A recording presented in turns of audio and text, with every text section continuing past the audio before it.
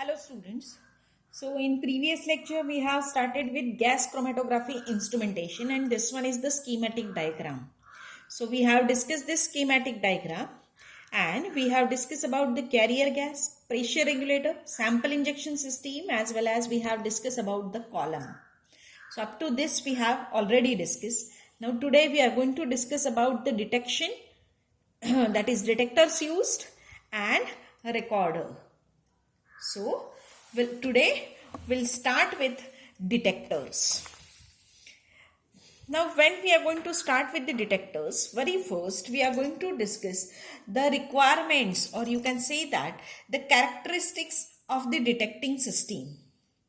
Whenever we are going to use the detector must be sensitive. It should be able to detect the sample concentration up to the PPT or even less than that level. PPT means parts per thousand or even less than that.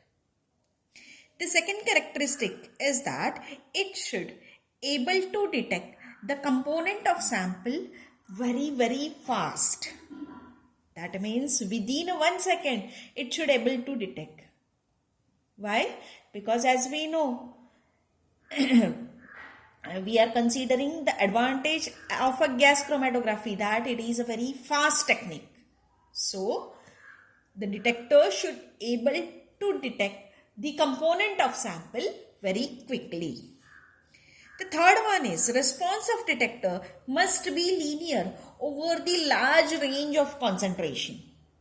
Now, what is mean by this? That I will tell you.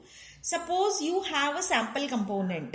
That means say in that sample 1, 2 and 3 components are present. But say first component is present in a very large amount. Large amount means maybe present in grams. While the third component is present in say PPT level or in a trace amount. Then your detector should able to detect the both components to the same response level. So, its response should be same or should be linear over the concentration range. The detector must exhibit good stability over the entire temperature range over which it is used. That means suppose if you are going to carry out the GC gas chromatographic determination at room temperature and suppose if you are going to carry out at higher temperature say at 60 degree or even more than that, then at both temperatures detector should work properly and detector should respond uniformly to the components of different chemical nature as well as magnitude of response should be same for same concentration of particular component irrespective of its nature. That means what? Suppose say component A is present in some different samples. Then your detector should give the same concentration response should give a same response to the same concentration. That means suppose I have two samples, sample 1 and sample 2. But sample 1 and sample 2 both are different from each other. But both samples contains component A. Then their response should be same for same concentration. So these are some characteristics of the detectors. So these are characteristics that is sensitive, fast response, linear response over a concentration range. It should be stable over the temperature range. So these are the characteristics. Now especially in your syllabus, 3 types of detectors are included. That means there are so many, or you can say that many of detectors are available nowadays for the gas chromatography. But in your syllabus only 3 are included. The 3 are TCD, FID and ECD. TCD indicates thermal conductivity detector. FID indicates flame ionization detector. ECD indicates electron capture detector. So, we are going to discuss one by one. Very first, we'll start with the TCD, that is thermal conductivity detector. Very first, I'll show you the schematic diagram for this. Now this is actual schematic diagram for the thermal conductivity detector. Now why it is known as a thermal conductivity detector? What is exactly mean by the thermal conductivity? Everything we'll discuss. Thermal conductivity is a measure of ability of substance to conduct heat. Again I'll repeat. Thermal conductivity is a measure of ability of substance to conduct heat. So, TCD, that is thermal conductivity detector, measures the difference in thermal conductivities of carrier gas and the sample component. This thermal conductivity detector is also known as a catharometer or also known as a hot wire detector. It is also known as a catharometer or hot wire detector. And this detector is still widely used detector. Now how it works or what is the construction, everything we'll discuss. So this device consists of two filaments which are the opposite arms of the Wheatstone's meter bridge. So these are the two filaments. Now Wheatstone's meter bridge circuit measures the difference in resistance of the filament. Now these filaments are either made up of fine platinum or made up of gold or made up of tungsten or even made up of small thermistor whose temperature at constant electric power depends on the thermal conductivity of surrounding gas.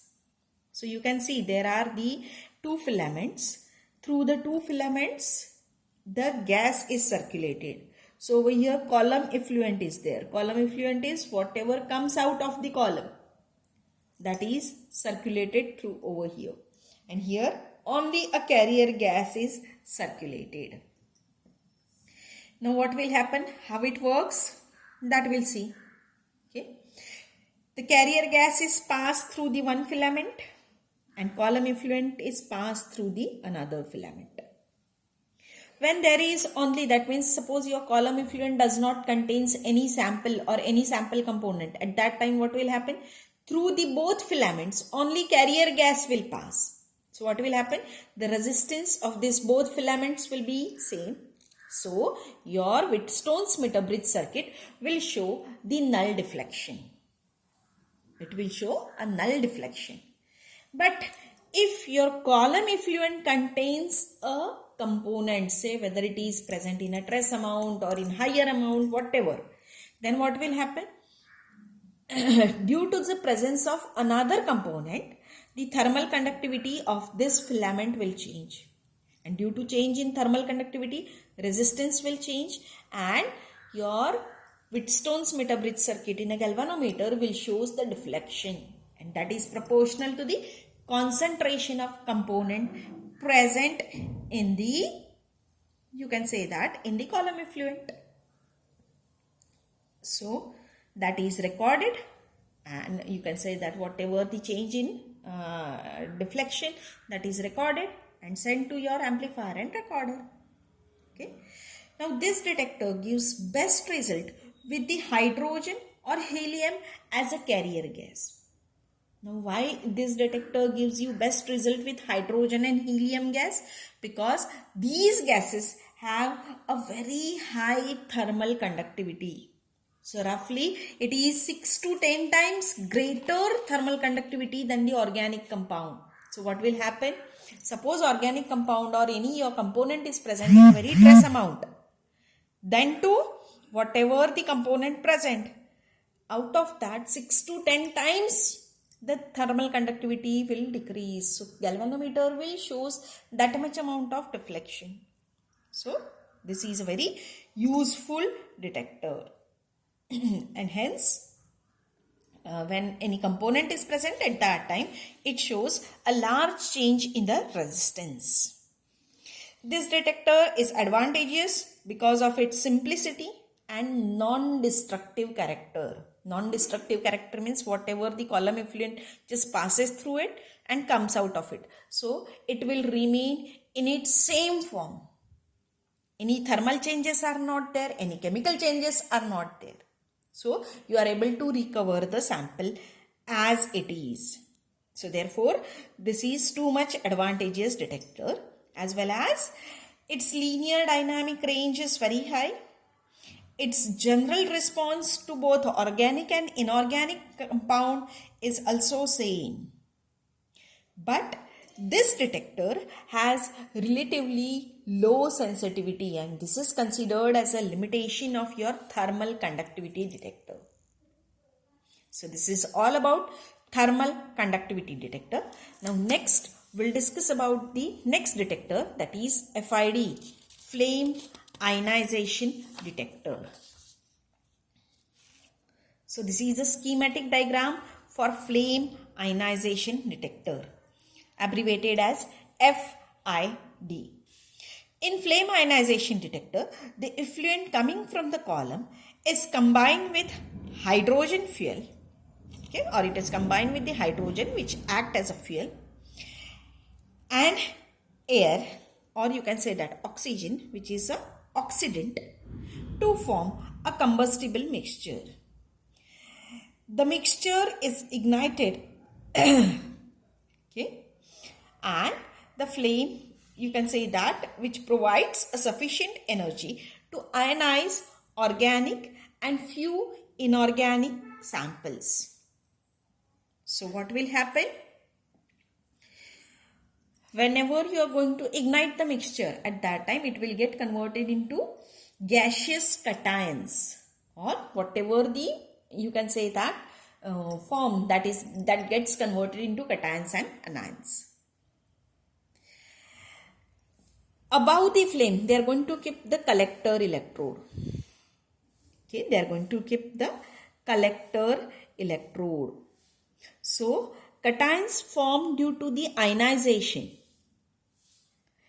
in the flame are attracted towards this collector electrode, and it is repelled by this repeller electrode or polarizing electrode, which is present at the base of the flame.